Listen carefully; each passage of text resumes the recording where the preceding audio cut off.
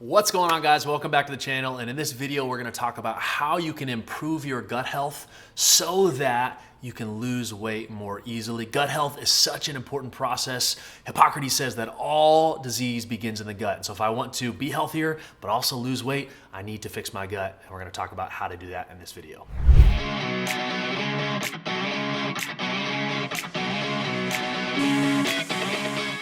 All right, guys, as we dive into this topic of gut health, I'm gonna break down, first off, what is gut health and why is it important? And then I'm gonna give you two big steps on how you can actually begin to determine what you need for your gut health, as well as how to begin to implement a game plan so you can get better results in your gut health. So you can have better digestion, you can have better energy levels, you can feel better, you can get better results in your weight loss, which is probably why you're watching this video since that is in the title. So let's first off talk about what gut health is. So gut health is a really interesting topic. If you are a male watching this like me, you've probably heard about gut health and you're like, oh, that's a girly thing. I don't care about my digestion and bloating, and tends to be in the media. Bloating and digestion is much more talked about from a female perspective. If you're a female watching this, you probably appreciate this more than we do because you're smarter. I grew up with all women in my house, and so you guys tend to take your health a little more seriously and the things that actually matter, so kudos to you. But if you're a man watching this might be your wake-up call to take other things more seriously other than just abs and biceps. So let's dive into why gut health is important. First off, just an overall foundation. The father of modern medicine, Hippocrates, who, if you guys have heard the name or the words Hippocratic Oath, what medical professionals, doctors have to say before they become an actual professional, he is the one that's named after. So obviously he's a very prominent, trusted figure in our health and in the history of health. He is quoted as saying, "All disease begins in the gut." That alone should tell you a little bit about the gravity of why gut health is important. Gut health really is like the foundational piece to your body. It has connections to everything. Your gut, if it's not properly fueled, if it's not healthy, will begin to sabotage everything else. Think about, very simply, all the food and all the nutrients that you take into your body goes through your gut. It's then processed and then dispersed in everything else. And so if you think about this, like, everything you're eating runs through there, and if it's not working properly, it's gonna be really hard to get the nutrients your body needs. It's gonna be really hard to fuel your body properly. It's gonna be really hard to function well if the fuel source is broken. It's like if you have fuel going into a car and the gas tank works, but there's some pipe in there that's broken, and so it's leaking stuff everywhere and it's not processing, the car's probably not gonna get very far and it's not gonna function well, right? So same thing with our gut is, if it's not working well, you're gonna be leaking nutrients everywhere, you're gonna be not processing food, and there's actually a thing called leaky gut, where you eat all the right foods and your body just doesn't process it well, and it starts to present itself as diseases and lack of certain nutrients. And it's not because you're actually sick, it's not because your body's not producing the nutrients, is because your gut is just leaking stuff everywhere. And so it's so important that our gut is healthy, not just because of what we typically look at as gut health, of digestion and bloating and how our stomach feels, but there's things that are way more important that aren't just a feeling thing, that are actual health, longevity, and performance. And let's break some of those down as well. One of my favorite things that gut health determines is actually brain performance. There's a connection from our gut to our brain called the vagus nerve. Basically, just imagine there's a cord that runs from our brain down into our stomach that basically controls each other. That's back and forth signal. And if my brain is performing properly, let's say I'm happy, I'm at peace, I'm not stressed, it sends good vibes or whatever you want to call it. It makes good chemicals down to my stomach. And the same thing, if my gut is performing properly, it sends the good stuff back up. That's the very simplest way to say it. But if my brain works well, my gut will reap benefits, and vice versa. But another part of that is the foods that I eat directly correlate to how my brain feels and performs. If I eat the right foods for my gut, if I eat the right foods for my digestion, then my brain actually gets more energy, more mental clarity, less brain fog, and vice versa. And I really began to understand this whenever I actually got my gut health tested for the first time. In this test that I did, and I'm actually gonna give you some examples of tests that you can take as well, and I'll give you a free resource that will walk you through how you can get some testing done. But before we dive into that, I did this first gut health test for myself to figure out, hey, how healthy am I? What foods do I need to eat? And this test was called Viome. And I'm gonna include a link in the description that you can click and order this. I'm not trying to sell you something. It's just a website and a company that does this really well that I've used before. Highly recommend them. But I use this test, and this test determines a report and gives it back to you that says, like, basically red light, green light foods. Here's the green light foods of you should eat more of these, they're really good for you, your body responds well. And then there's red light foods of, hey, probably avoid these, your body doesn't digest them well, it doesn't respond well. And there's yellow light ones too that are kind of do in moderation. And so I got this list of, terrible foods for your body, it doesn't process well, all the way through to eat these are superfoods, your body loves them. And I was shocked to find out what the top 2 foods on the do not eat were. You're not even gonna be able to guess.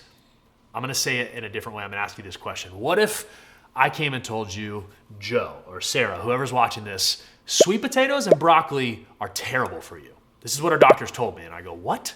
Are you crazy? They said, yes, you should not be eating sweet potatoes and broccoli. I'm like, what are you talking about? Those are great foods. And what they proceeded to do is show me my list of foods, and the top of the do not eats were sweet potatoes and broccoli. And I was shocked, and I'm like, what are you talking about? Those are really healthy. And it was one of my first introductions to how different everyone's bodies are, of how we all need different things. We all need different food. We all need different types of nutrients. And although sweet potatoes and broccoli are quote unquote good foods, meaning they have a high amount of nutrients, they're typically good quality for a body, just because that's the case doesn't mean it's always good for you. And so I figured that out, and I found out that sweet potatoes and broccoli actually did damage to my gut health because my gut bacteria wasn't properly processing them. And so what I found is as I began to trade those foods, because I actually ate a lot of those at that time, like I was following a semi-strict diet and was eating a lot of chicken and sweet potatoes and broccoli, and that's about all I ate. And I was like, well, what am I supposed to eat now? This is all I've been eating. And so as I began to change that, and I swapped the sweet potatoes for different types of rice or more fruit, and I just swapped the broccoli for maybe zucchini and squash or some other good vegetables, is those small changes that didn't really affect me much on the day-to-day, I just swapped foods, actually led to major differences in my day-to-day. Because of that connection from my gut to my brain, I did not know that those good foods that my body actually wasn't processing well was directly leading to my brain not functioning properly, not functioning at the level that it should. And so once I shifted those, I actually saw immediate changes in energy levels, in mental clarity, and lack of brain fog. Kind of think about it like this. If you ever eat like a bowl of ice cream or a ton of sugar before you go to bed, sometimes you wake up the next day and you're like real foggy and groggy, and you're like, did I drink last night? Like I feel hungover, but it's not a hangover. It's kind of like you just feel like dull and brain fog. I found out that the same thing happened every time I ate sweet potatoes and broccoli, and I just had gotten accustomed to it. So as I started to change this, I'd wake up in the morning and I'm like, I feel clear and alert and alive. This is amazing. What happened? And I started to notice just how much better I felt. And I didn't even realize how much good foods were sabotaging my health and performance and my overall mental clarity just because my body wasn't processing well. And I sometimes notice that as I'll go back and I'll eat like broccoli again.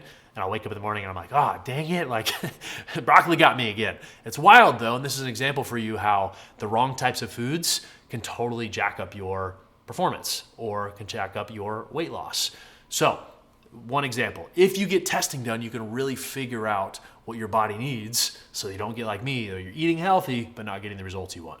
So now that you know how important gut health is, it affects every single part of your body, it affects gut connection and how your brain performs. The last piece I want to explain is it affects your fat loss too.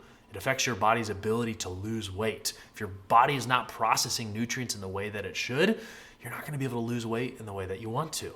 Because again, not getting the right nutrients to your body slows down every other process, and it's going to damage your metabolism. It's going to make you hungrier. It's going to increase your insulin resistance, so your body can't process carbs and sugar, and you get more cravings. Like it's going to begin to sabotage everything. So my encouragement to you is take your gut health seriously. Gut health can be something that we tend to really ignore, but I'm here to tell you today that it's a really important foundational piece, not only to health, but also to weight loss. And so my encouragement for you is to take it seriously. So now that you understand the importance of this, I'm going to leave you with two things. Number one is get testing done. All of this stuff does not matter if you don't know what your gut health needs. You don't know what types of food your body responds well to. You don't know if you have digestive issues. You don't know if you have leaky gut. You don't know if your GI tract is out of whack. It's a good rhyme. You should like that right there. You don't know if you don't get testing done. And I could talk for hours about each one of those tests and what they look for and what they do. It's not important really for you to understand all of that data unless you just want to be a nerd like me and research that. What you need to understand is that data is super important for you to have actual practical implementation. So once you get that data done, you know what your body needs. And if you're like me and you want to just accelerate the process and get good results, is it'll give you reports that say, eat this food, don't eat this food.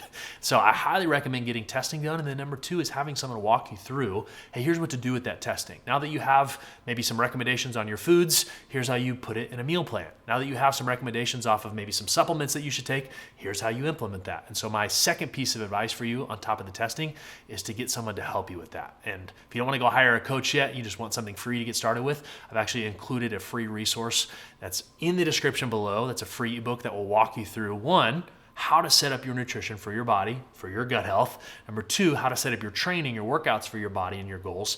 And then three, it's also going to get information on how you can access some of the testing that I'm mentioning so that you can know what your body needs and you can get better results. Or if you just like to go try out one of the testings that I recommend, we've also included the link below to the Viome tests that can help you get a list of foods that you need for your gut health. Hope this is challenging. Hope it's encouraging. Download that free resource so you can take some action, and I will see you on the next episode. Go change your gut health. Bye.